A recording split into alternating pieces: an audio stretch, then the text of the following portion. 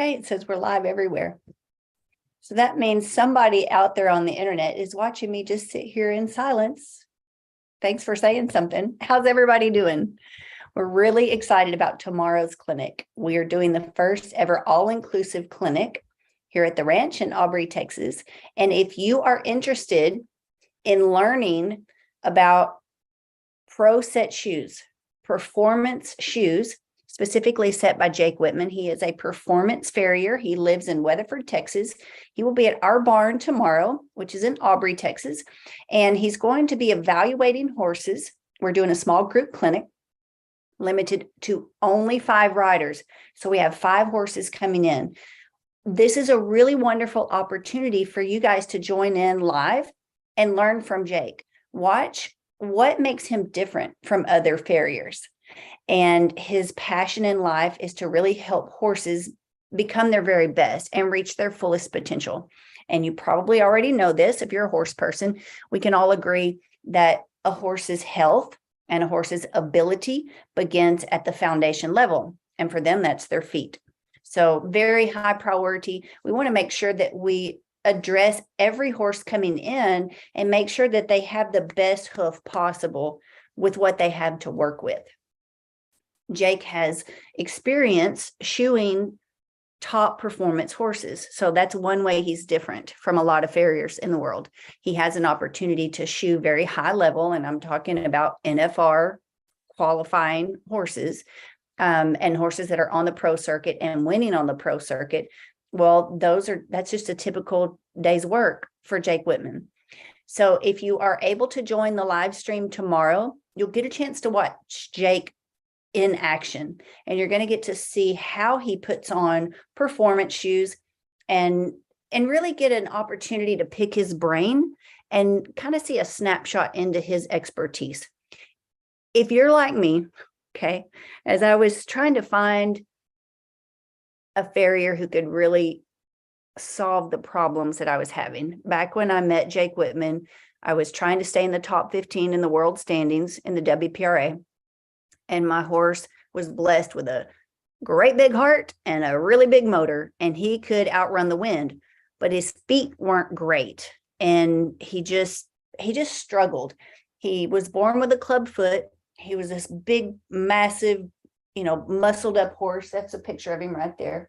And he had this turning style where he would just really go in and engage in the ground and bury up with his hindquarters and roll back on his hocks. And he did need his shoulder a lot too to leave a turn. So whenever his toe would kind of catch some traction in the ground and he would snap back and leave a barrel, well, he tore a lot of stuff up. He was the kind of horse that was like a top level NFL player or NBA player. Like when you get into the elite league of any sport, that's a whole different kind of athlete. Like they're willing to risk it all to be their best and to win. And that was the kind of horse that Dover was. Well, so many farriers had tried to keep him sound and ended up making it worse. So that was so frustrating, just saying, like, thinking that we have the horse. This horse has the heart, and he has the talent, and he has the speed, and he wants it. He wanted to win as much as I did. And to be set back by something because of his hoof, because he had a club foot, and that kind of messed up the rest of his body. And because we always had a hard time, keeping him comfortable, and he would get uncomfortable in the front end. That was the big thing. And I don't know why he was predisposed. We can actually ask Jake this tomorrow if you guys are interested. He seemed to always get these weird abscesses. It was just like a thing with him. And we went through years of white line disease, having to cut off a piece of his hoof and, try to keep it really sanitary and grow a new hoof. And then it would get infected again. So we would have to go back and cut off massive amounts of a hoof. And it takes a long time to grow a new hoof. So there we would be, like sitting out a season or half of a season while we were growing something in. So Jake is very experienced with problem horses. Here's where it gets in. This is why you want to pay attention to Jake Whitman Performance Farrier Consulting. If you have a horse that you suspect has more ability and more talent, but like sometimes you feel something kind of fishy. I hear this all the time. People say, I wonder if my horse is lame. Sometimes I think he is, but nobody else can see it. I think I feel it, but nobody sees it. They tell me I'm crazy. Is that you? You need to meet Jake Whitman. That's why I am bringing him to the ranch. That's why we want to spend so much time tomorrow getting to watch him in action and let him articulate, how he solves problems like that and what he does different from other farriers. So I hear that story all the time. I've certainly dealt with my share of horses like that in the past, where something's just not right and you can't quite put your finger on it. I want y'all to comment if that is you. I want you to reach out to me. You can either email us info@stallhigh.com. There's a link in my bio. You can text us. Let me know if you suspect, something might be going on with my horse's feet. Or you may know, like, my horse has funky feet. I was well aware. I was going to all these different farriers, trying all these different kinds of shoes and tests and diagnostics, and it sounded great and it sounded fancy and it was very, very expensive. And I know this doesn't seem like a lot of money today, but 10, 12, 15 years ago, it was a lot of money. I was spending $400 plus every 6 weeks to get my horse shod. That was a lot of money back then. And you just think about that, $400, $500 every 6 weeks just for shoes, just to stay on the road and try to keep him comfortable. And my horse hated pouring pads. I don't know how he did it. I think at night, either in his stall or his pasture, he would literally like bite them out and pull them out. I know he didn't do that, but I don't know if he would bang them. He could get that mesh and that pouring pad out faster than any horse. And I tried pouring pads on other horses. Dover hated them. And when we tried pouring pads, it really, to me, riding him, it didn't feel better. He felt more tender on him because I don't think he liked that pressure compacted up against his sole. Am I the only one who has experienced that? Is there anybody listening right now that you have had that same experience with pouring pads? Super expensive. They didn't last very long. Dover pulled them out all the time, and we were constantly driving all the way back to get them redone. And he just hated them. I know my horse, and I could read his personality. I could read his disposition, and he would just seethe. He was so angry getting those shoes. He just didn't like it. He wasn't ill, but I could tell he was in a foul mood getting those shoes. Jake Whitman did not do that. We went a completely different direction.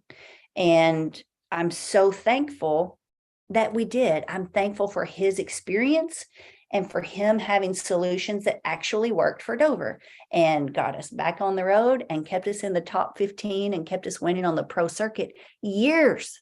I'm talking years after some vets said, your horse is getting older. It's probably time you just think about slowing down on him.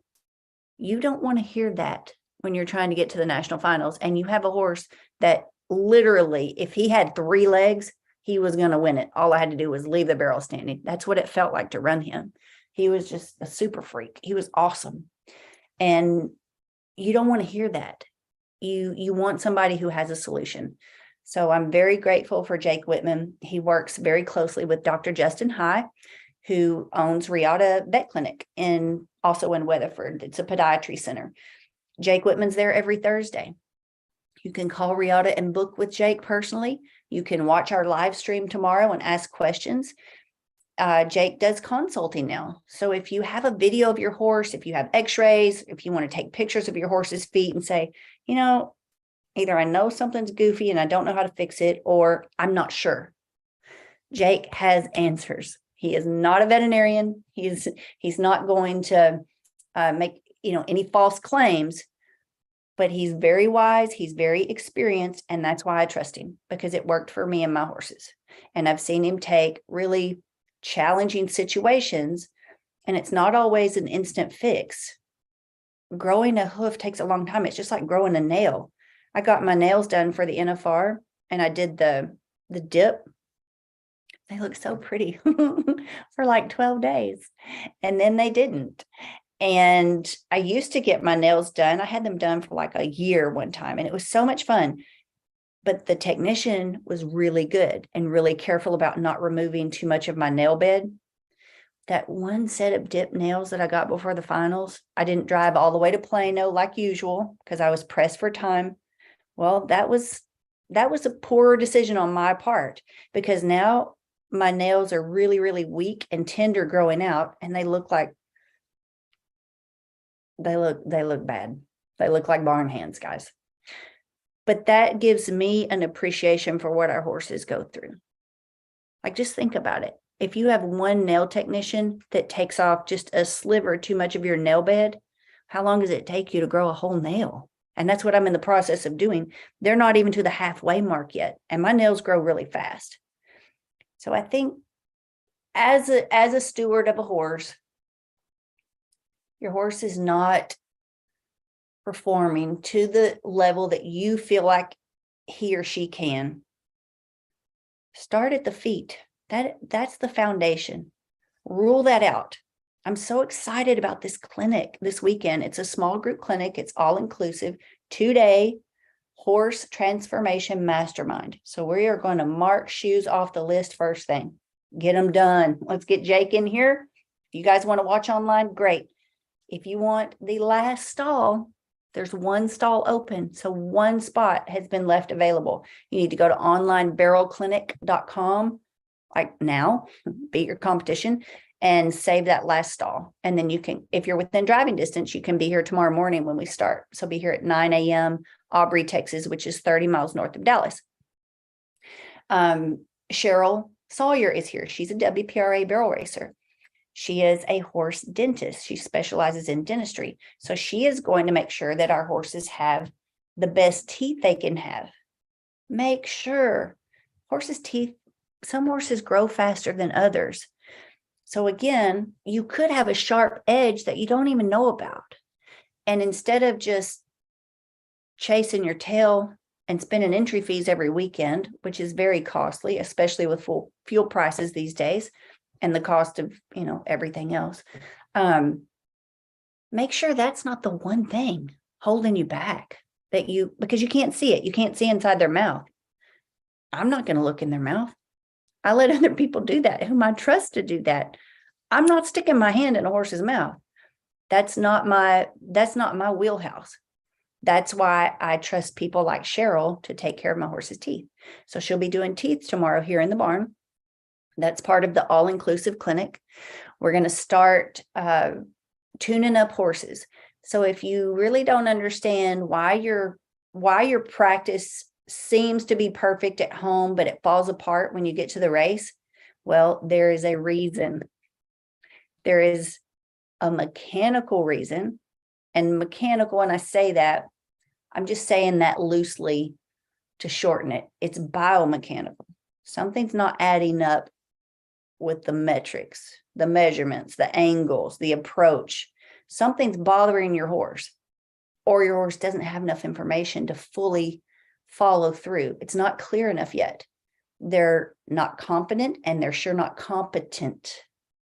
But if we fail to understand that, we're going to be frustrated. We're going to be upset thinking, why isn't this working? Well, if you're like me, you bought into a failed system. It's the whole system that's not working. Don't take it personal. It's not you and it's not your horse, but something's not adding up. And that's what we're going to find. When we address the mechanical root reason why a horse isn't able to respond in the way that we're asking, we also have to address, did that mechanical error or a deficit of knowledge, maybe that horse just skipped a few grades in foundation. Maybe that horse was rushed. Maybe you bought your horse and somebody else did it. I don't know. I like to get to know every horse and rider team individually so that I can help and not just try to throw darts, at a dark board. That's not fair to a horse. Please, dear God, don't go to all the free open forum chat rooms about horses. That is the worst decision you can make as a steward. Do not do that. You will get stuck. You'll be stuck installed for years. That could side rail you trying to chase your tail and listen to 500 or even just 5 different opinions. You need to know for yourself as a horse owner, as your horse's steward, you need to be educated. I didn't realize how much the industry spoon feeds us until I was challenged to step away and just like take a clear approach. And then I realized, oh my God, I bought into a system that's just like spoon feed. Here's the kind of barrel horse you buy. This is the best pedigree. This is the best barrel racing bit. Oh, this is what you do with your hands every time. This is what you're going to feed your barrel horse. This is the barrel saddle. Oh, this is the barrel racing saddle pad we use too. Oh, you got to do this. Check, check, lift, shape, set your horse over, pick the shoulder up. The only horses that worked on it were the horses that were so old that they finally just gave up. And they kind of found their path of least resistance. When I tried to make a horse like that, it didn't work for me. And the higher levels of competition, the higher the rank I climbed and the higher priced horse, the faster horse I purchased, it didn't make my life easier. It made it worse, a lot worse. It sucked. And I got to the point where I almost quit. I almost threw everything in the dirt and walked away from what I loved, what I've loved since I was a kid. Before I could walk and before I could talk, I've loved horses. And I'm so thankful that one lady intervened and she said, stop following the crowd. They're all riding the wrong direction. And you're trying to be just like them. Stop listening to people and start listening to your horses. And I was really ticked off when she said that because I thought I was listening to my horse. I was a dang good rider. I could ride anything. It was very humbling. It cut me deep when she suggested I needed to learn more about horsemanship. And there was a different trainer. She's not a barrel racer, but she watched me ride. And this was when I first moved to North Texas. And she made some comment and it really lit me up. She said something like, yeah, girl, you can ride anything. She said, but we got to get you on a better level horse. We got to teach you how to ride a higher level horse. Woo! That was an insult. That cut me deep. She wasn't wrong. Once I got over the offense, I realized she was right. And looking back, I wish I had agreed with her on the spot because I could have saved myself years of what's called dumb tax. Just doing things the dumb way. That's expensive. So definitely wisdom, when you have an opportunity to invest in wisdom, it's worth it. It is an investment, but it pays for itself and it flattens the learning curve. All right, guys, if you have enjoyed this live, let me know. I want to hear from you. Click the link in my bio. Please go follow my page. I love that. Anytime you like and you share and you comment and you interact with me on these lives, that helps the TikTok algorithms and YouTube and Facebook and everywhere we're at right now, testing this new streaming platform. That helps other people know. Now, stall high is not for everybody. Okay. If you like your traditional training style and it's working for you and you have no complaints about your horse, everything is peachy and perfect and you don't want to change a thing, great. You might not agree with the way we teach and what we believe in. At Stall High, we're a community of riders who are taking responsibility to learn something a little bit more every day so that we can be a better steward of our horses, understand what it's like to be in their shoes, and keep growing. We don't want to plateau. We will not accept being stalled anymore. And we're taking a stand for light hands. I see it so many times. People agree that light hands are good, but they're not doing it. They're not challenging themselves or learning how to ride with light hands. And some people really believe they have light hands. Well, that's like driving a 20-year-old car and you think it's great. And maybe it is because that's all you've ever driven. But when you have an opportunity to drive a brand new, say, Ford F-450 King Ranch edition, there's a whole other level of sophistication and smooth. These later model trucks, they're slick. It's not like the old trucks that we had 20, 30 years ago, whole different level. But until you experience it, you really don't have anything to base it off of. So you really can't be the judge of your own light hands. The best judge of your hands is your horse. It's their opinion that really matters.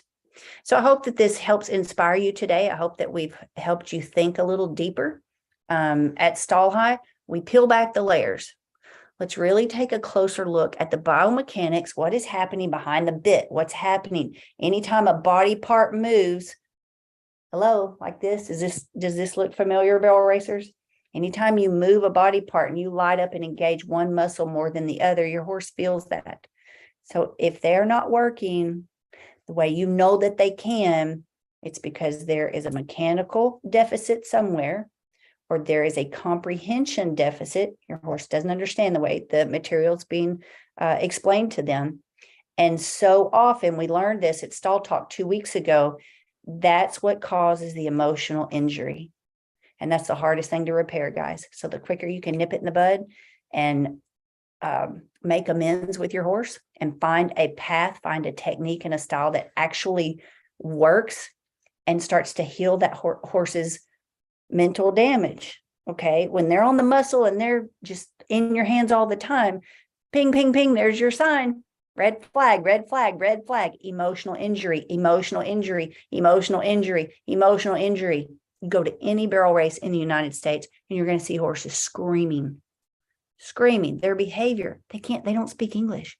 Their behavior, how strong they are in the hands, how their head is, how they hold their head, what their eye looks like, and are they gapping at the mouth? Are they lifting their head? Are they trying to pull off that barrel and that rider's having to hold them in there? Emotional injury. Why is the rest of the industry not addressing this? We are at Stall High. If I have your attention, go download the Stall High app. Look for the button that says online training and mentorship. I'm Kendra Dixon, and I'll see you guys there. Have a great night. I'll see you tomorrow for Jake Whitman live streaming on Stall High. Good night, everybody.